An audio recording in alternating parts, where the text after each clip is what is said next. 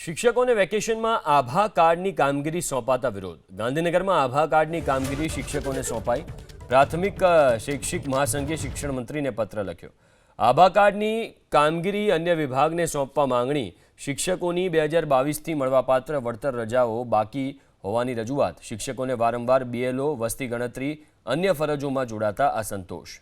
તો શિક્ષકોને વેકેશનમાં આભા કાર્ડની કામગીરી સોંપાતા વિરોધ થયો છે. ગાંધીનગરમાં આભા કાર્ડની કામગીરી શિક્ષકોને સોંપાઈ. પ્રાથમિક શૈક્ષિક મહાસંઘે શિક્ષણ મંત્રીને આ મુદ્દે પત્ર લખ્યો છે અને અન્ય વિભાગને કામગીરી સોંપવા માટે માંગ કરી છે.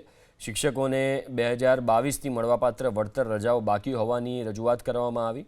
સાથે જ વારંવાર BLO, વસ્તી ગણતરી અને અન્ય ફરજોમાં જોડાતા શિક્ષકોમાં અસંતોષ જોવા મળી રહ્યો છે.